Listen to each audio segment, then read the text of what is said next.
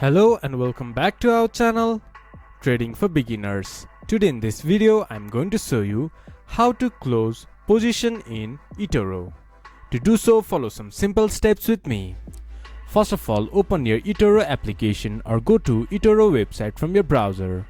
From there, click to Portfolio. Then click on specific instrument that you want to close on. Click to it, then it will overview your position.